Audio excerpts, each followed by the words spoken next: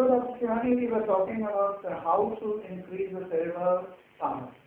ये हम कहें कि याददाश्त और दिमाग को चमकाने के नए नए तरीके जो हमने ईजाद किए हैं अपनी नई आने वाली पुस्तक न्यूरोबेस में, उसका एक अहम मुकाम आप पहुंचाए हैं कि हम ऐसे कौन से प्रैक्टिकल टिप्स बच्चों को बताएं जिनके बोर्ड के एग्जाम आ रहे हैं, जो हम माता पिताओं को बताएं जो बच्चों को परवरिश कर रहे हैं, इन तरीकों को अपनाओ और अपने होनहारों को उनके दिमाग को चमकाओ। जी सर, इस किताब में हमने ऑलमोस्ट 51 ऐसी एक्सरसाइजेस का डिस्क्रिप्शन दिया हुआ है जिनसे हम अपनी याददाश्त को चमका सकते हैं या जिससे हम अपने सेरिब्रम को, यानी कि जो सबसे मेजर डिपार्टमेंट है हमारे ब्रेन का, जो ऑलमोस्ट 80% ऑक्यूपेंसी है उसकी, ब्रेन के बाहर वाला, जी हाँ, जिसमें मेमोरी, प्लानिंग और सारे वॉलंटरी एक्शंस होते हैं वो स्टोर होते हैं, तो उस ब्रेन के उस पार्ट को किस तरीके से हम नया बना सकते हैं या इसे चमका सकते हैं। और जल्दी करिए, जल्दी जल्दी बताइए। पहला टिप ये है, यानी कुछ नहीं करके अगर आप सिर्फ एक नए एनवायरनमेंट में अपना समय बिताते हैं, कुछ समय वहाँ पर जाके अपने आजू बाजू की चीज़ों को नोटिस करते हैं, तो ये सबसे बड़ी न्यूरोबल एक्सरसाइजेस है। इसमें रिसर्च से बताया गया है कि इससे जो आपका फ्रंटल एरिया है, इस एरिया के बारे में हमने बहुत पहले डिस्कस किया था, यानी कि आपके माथे का ये हिस्सा जहाँ पे प्लानिंग होती है, लर्निंग होती है और ये सारे प्रोसेसेस होते हैं, तो वो एरिया आप शार्प कर सकते हैं। यानी अगर मैं पहाड़ पर घूमने जाऊँ, एक खूबसूरत से बगीचे में घूमने जाऊँ या कुछ नए एनवायरनमेंट में समय देता हूँ, तो ये अच्छा होगा। जी हाँ, यानी कि नई जगह पे नई सोच आना, ये काफी हमारे हिस्ट्री में भी अगर हम पीछे जाए तो आर्किमिडीज के बारे में तो सबने सुना होगा कि किस तरीके से बाथटब के अंदर उसने बायोन्सी का फॉर्मूला या लॉ ऑफ बायोन्सी निकाला था। जैसे हम ये भी थोड़ा पीछे और जाए तो न्यूटन जो पार्क में गया, जिसके सर पे जब एप्पल गिरा और उसको एकदम से नया आइडिया आ गया कि ग्रेविटी करके भी कोई चीज एग्जिस्ट करती है। मैंने सुना है कि स्पेस की ट्रेनिंग लेने के लिए नासा के वैज्ञानिकों को 28 दिन तक उल्टा लटका के रखते हैं, ताकि जब वो स्पेस में उल्टे सीधे किसी भी तरीके से उनका ब्रेन ट्रेन हो जाए इस बात के लिए कि उल्टा लटकने पर भी देखने का डर वैसा ही होता है। इसका मतलब spend time in a new environment is a wonderful number one cerebral activity. Number 2 है मेक सेंसरी कैनिस्टर्स, यानी कि हमारा एक जो प्रिंसिपल है जो न्यूरोबिक को डिफाइन करता है वो ये कहता है कि आप अपने एक से ज्यादा सेंसेस को इस्तेमाल करें। तो जैसे कि आजकल एग्जाम्स आ रहे हैं, काफी बार ऐसा होता है कि हम कुछ याद करना चाहते हैं पर याद नहीं कर पाते हैं, उससे दूसरे दिन रिट्रीव नहीं कर पाते हैं। तो कोई भी ऐसा एक आप पैरा ले लीजिए या कोई भी ऐसा रिटन मटेरियल है जो आपको दूसरे दिन वापस से रिट्रीव करना है ओरली या रिटन में, तो जब उसे आप पढ़ रहे हैं साथ में कोई परफ्यूम की बोतल रख सकते हैं या फिर कोई अगरबत्ती जला सकते हैं या फिर कोई ऐसा सोर्स जहाँ से अच्छी खुशबू आ रही हो।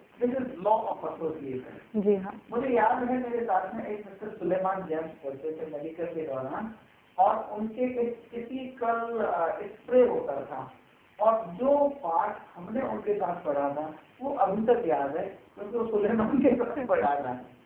बिल्कुल सर। और अगर बात ये भी कहें कि अगरबत्ती की खुशबू आते ही हम भगवान को याद कर लेते हैं या फिर जैसे ही रोज की खुशबू आती है तो वैलेंटाइंस डे बहुत करीब है तो फटाफट दिमाग में वैलेंटाइंस डे की पिक्चर्स ही बन जाती है। तो यही फॉर्मूला यूज करते हुए अगर आप इसे प्रैक्टिकली अपनी लाइफ में इस्तेमाल करें तो चीजों को वापस से रिकॉल करना काफी आसान हो जाता है। ना ही ये सिर्फ आपकी पढ़ाई में इस्तेमाल करने के लिए जरूरी है, पर ये आप मोबाइल नंबर याद करने के लिए भी इस्तेमाल कर सकते हैं।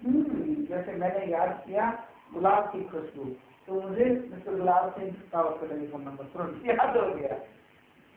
तीसरे फॉर्मूले पे आते हैं doctor, put on different clothes. जी हाँ, लगता बहुत आसान है लेकिन है बहुत बड़ी बात। अच्छा। कभी कभार अपने आप को स्टार्स की तरह ट्रीट करिए, कभी कभार अपने आप को थोड़ा स्पेशल फील करवाइए। कैसे बढ़ाने वाला काम बता दिया आपने ट्रेनिंग को। लेकिन ये बात शायद हमारे पुरखों ने काफी अच्छी तरह से समझी थी। शायद हमारे कल्चर में यही बात काफी फेस्टिवल्स पे फॉलो की जाती है, एक नहीं दो नहीं, जितने भी फेस्टिवल्स हमारे यहाँ पे हम मनाते हैं सब में बच्चों के लिए बड़ों के लिए नए कपड़े आते हैं। तो इसका साइंटिफिक रीजन पीछे ये है कि जब आप अच्छे कपड़े पहनते हैं तो साथ में एक अच्छी सोच भी लाते हैं। तो तुरंत बता देते हैं जैसे होली पर व्यक्ति रंग बिरंगा हो जाता है, या सरस्वती के पूजन पर वो पीले वस्त्र पहनता है, या दीपावली पर वो बिल्कुल नए वाला पहनता है। वो जो नए कपड़े हम पहनते हैं उससे जो खुशी का जागर हमारे मस्तिष्क में होता है, उससे जो केमिकल्स और हार्मोन्स रिलीज होते हैं वो हमें हेल्प करते हैं हमारी मेमोरी को शार्पन करने के लिए, क्योंकि खुशी का जो फेज है उसमें आप जितनी चीजें ग्रहण करेंगे आपके मस्तिष्क में हमेशा के लिए रहेंगे। याद होगा देवानंद करते घर में नहीं थे, रुमाल बांध के रहते तो चौथे नंबर फॉर्मूले पे आते हैं डॉक्टर, जिसका नाम है response to a situation differently. जी हाँ, एक ही सिचुएशन के लिए बहुत सारे लोग अलग अलग तरीके से रिएक्ट करते हैं। जैसे कि आप कोई भी काम नहीं करते हैं, अपने बॉस के पास जाते हैं, तो एक रिस्पॉन्स है जो आप सोच के ही जाएंगे। जब आप नॉक करेंगे तभी आपको पता है कि सामने से बरसात आने वाली है अंगारों की। तो अगर वही बॉस अपना रिस्पॉन्स किसी दिन थोड़ा चेंज कर लेता है तो उसका असर उस पर भी बहुत अच्छा पड़ता है, क्योंकि उसने एंगर यानी कि जो नेगेटिव इमोशंस को क्रिएट करता है उसे सप्रेस करके उसने अपने आप के जो पॉजिटिव इमोशंस थे उसे बाहर लाया। साथ में जिसका सबॉर्डिनेट है, जिसे रिपोर्ट करने आया है, उस पर भी ये पॉजिटिव असर जाता है कि नेक्स्ट टाइम जब वो आए तो अपना काम पूरा टाइम पर कंप्लीट करे, और साथ में उसे भी पॉजिटिव फीडबैक मिलता है कि जो सामने वाला इंसान है वो उसकी प्रॉब्लम को समझता है। तो सर माइग्रेन एक रोग है जो मेरे को लगता है कि एक ही निश्चित धरती पर सोचने वालों का रोग है। अगर वो एक ही सिचुएशन को डिफरेंट तरीके से लेने लग गए हैं तो उनको आधा किसी का, सिर दर्द का, उच्चाट का, और इसको कहते हैं ना मैं ऊब गया, जी हाँ, वो रोग नहीं है। कि वही है कि अपना परसेप्शन चेंज करिए। अगर एक आधा ग्लास भरा हुआ टेबल पे है तो एक के लिए वो आधा भरा हुआ ग्लास है, किसी के लिए वो आधा खाली है, और किसी के लिए वो पूरा भरा हुआ ग्लास है, क्योंकि आधे ग्लास में पानी है तो बाकी आधे में हवा भी है। मुझे याद पड़ता है एक सरदार जी हमेशा अपनी पत्नी को डांटा करते थे कि मुझे नहाना है, गर्म पानी कर दो, नहीं तो, और इतनी देर में पत्नी गर्म पानी ले आती थी। बार बार उनका यही सुन के पत्नी तंग आ गई। एक दिन जैसे ही सरदार जी ने कहा मुझे गर्म पानी कर दो, नहीं तो सरदार जी ने कहा नहीं तो क्या कर लोगे, उन्होंने कहा तो मेरे को लगता है कि सदा खुश रहने का और पारिवारिक जीवन जीने का ये बेहतरीन योग है जो आपका पॉइंट नंबर 4 पर बताया। तो पॉइंट नंबर 5 है लर्न टू रीड ब्रेन। जी हाँ, लर्न टू रीड ब्रेन से हमारा मतलब ये है कि अपने डिफरेंट सेंसेस को उजागर करिए। यानी कि लर्न टू रीड ब्रेन में, यानी ब्रेन में हम अपनी टच की सेंस को स्टिमुलेट करते हैं। ये वो सेंस है यूजुअली जो हम बहुत कम इस्तेमाल करते हैं उसका, क्योंकि हम सबसे ज्यादा डिपेंडेंट है अपनी विजुअल सेंस पे और अपनी ऑडिटरी सेंस पे। कभी कभी अभ्यास कर सकते हैं आंखों को बंद करके चीजों को छू कर देखने का। जी हाँ, उससे आप अपने टच सेंस, स्पेशल सेंसेस, अपनी ऑल्फैक्टरी सेंस, अपनी ऑडिटरी सेंस को ज्यादा स्ट्रॉन्ग बनाएंगे। जिस तरीके से देखा गया है कि जो ब्लाइंड लोग होते हैं वो भी काफी हद तक अपनी जो जिम्मेदारियां खुद उठाना चाहते हैं, और देखने की शक्ति ना होने के बावजूद भी वो काफी ऐसे काम कर पाते हैं जो एक नॉर्मल देखने वाला इंसान भी कर लेता है, क्योंकि उनके जो बाकी सेंसेस हैं वो काफी स्ट्रॉन्ग है। आधुनिक चिकित्सक में लगता है इसी प्रॉपर्टी को और बढ़ाते हुए बायोफोनिक आई का आविष्कार किया है। अगर आपका ब्रेन देख सकता है और बाद में किसी दुर्घटनावश किसी की आंखें अंधी भी हो गई है तो वो ब्रेन में एक चिप लगा के तार ला के आंख फिट कर देते हैं और ब्रेन को एक्टिवेट करके व्यक्ति उन बायोफोनिक आई से देख सकता है। संभव है आने वाले समय पर अंधे लोगों को भी दृष्टि मिलेगी विज्ञान की कथा, जो केवल एक धारणा कथाओं में सुनने को मिलता है। प्लेइंग ड्यूरिंग इंडस्ट्री या प्लग एक प्राइवेट प्रोग्राम है डॉक्टर। भारतीय महिलाएं क्या करती है, रसोई में अगर लाइट भी नहीं होती तो उनको पता होता है चीनी कहाँ रखी है, चाय कहाँ रखी है, और वो कंप्लीट डार्कनेस में भी काम करके दिखा देती है। कॉर्पोरेट मैनेजमेंट में एक सिद्धांत है जिसको 5S का सिद्धांत कहते हैं। आपको नहीं लगता वो लर्न टू रीड ब्रेन उसको कहता है? जी हाँ सर, बिल्कुल बेसिस वही है।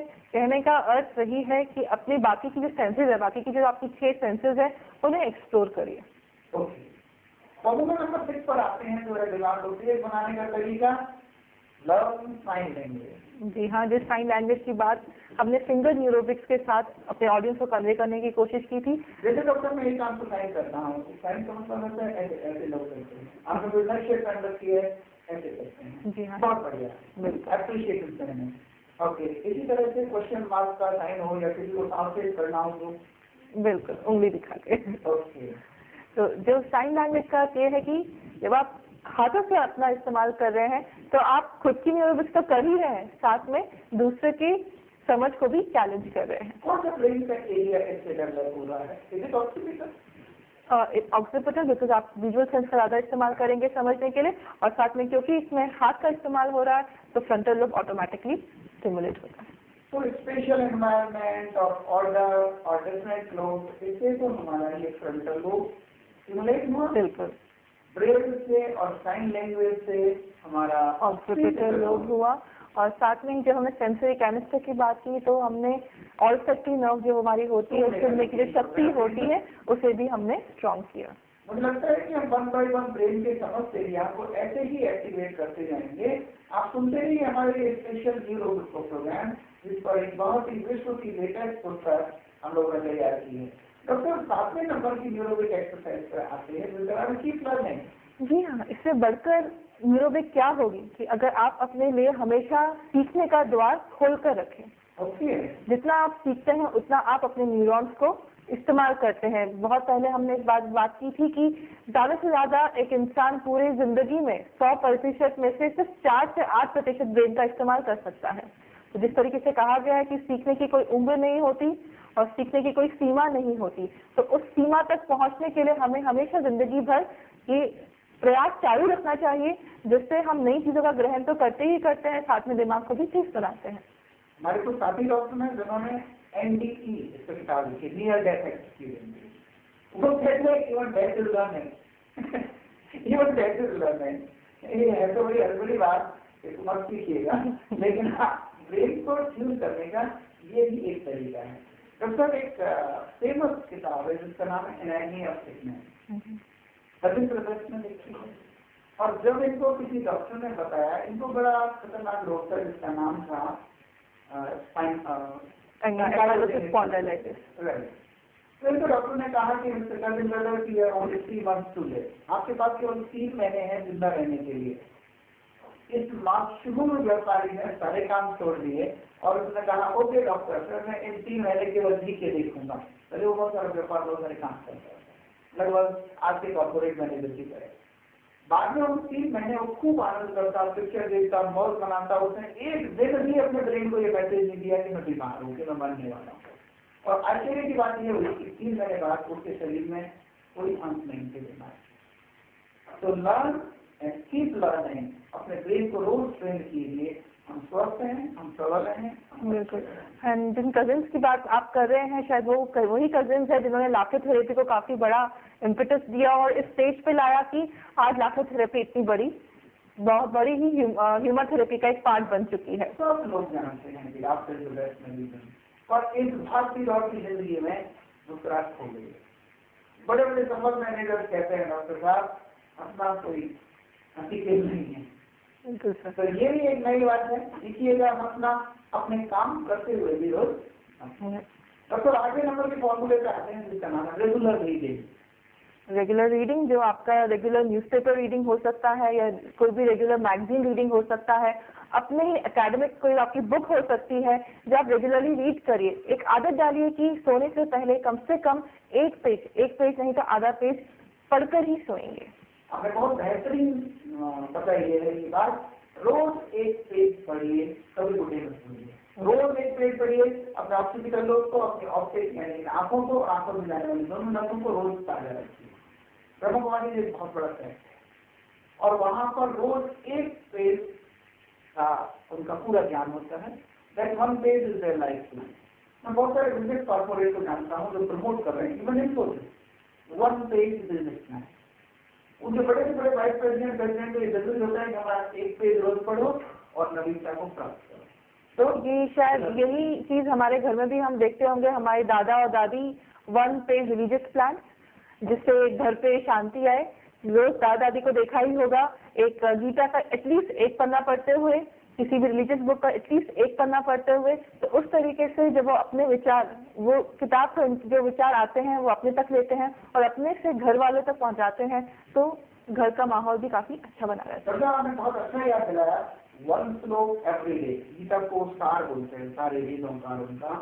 मिस्टर हरिहरन जो मेट्रो के प्रेसिडेंट थे, अभी रिटायर हुए हैं, उनको तो अपने सारे मॉडर्न इंजीनियर्स को, हम मेरी मेट्रो के साथ बहुत सारे प्रोग्राम करते हैं, उनको ये मैंडेटरी का काम बाद में प्रारंभ करिए, पहले रोज एक श्लोक पढ़िए। और को अपनी बायोग्राफी में कहते हैं कि मैं रोज उसी श्लोक को जब नया को पढ़ता हूँ तो हर वर्ष मुझे उसका नया अर्थ समझ में आता है। This is something wonderful about regular reading. तो the next 9 number formula brain को तेज करने का 9 नंबर का फॉर्मूला है रीड ए न्यू मैगजीन। जी हाँ, अगर आपने ये हैबिट डेवलप कर ही ली है कि आप रोज पढ़ते हैं तो इस बार उसमें थोड़ा सा चेंज लाइए, थोड़ा सा ट्विस्ट लाइए। ट्राई करिए कि आपका जो यूजुअल इंटरेस्ट है उससे हट कर कुछ पढ़े। आप कह रहे हैं कि पुरुष लोग महिलाओं के मैगजीन पढ़े? जी हाँ, क्यों नहीं। क्यों ना पुरुष भी जाने की महिलाएं क्या सोचती हैं, और महिलाएं पुरुषों की मैगजीन पढ़ सकती हैं। जो बिजनेस में है वो कोई फिल्म मैगजीन पढ़ सकता है, जो फिल्म मैगजीन पढ़ना पसंद करते हैं वो कई बार अपने इकोनॉमिक्स सुधारने के लिए बिजनेस मैगजीन पढ़ सकते हैं। तो डॉक्टर ये तो बड़ी खतरनाक बात बता दी। एक बार एक लड़कियों का समूह लड़कों की बातें सुन रहा था खिड़की से, देखते ही लड़के क्या बात करते हैं, तो बाद में लड़कियों ने कहा ओहो ये तो लड़के भी हमारी जैसी बातें करते हैं। यानी कि थोड़ा रिस्क है सीक्रेट बाहर आने का। ओके, तो लगभग ये बातें हम बहुत ही रोचक तरीके से ब्रेन को तेज करने की बातें जारी रखेंगे। थोड़ा सा ब्रेक लेते हैं।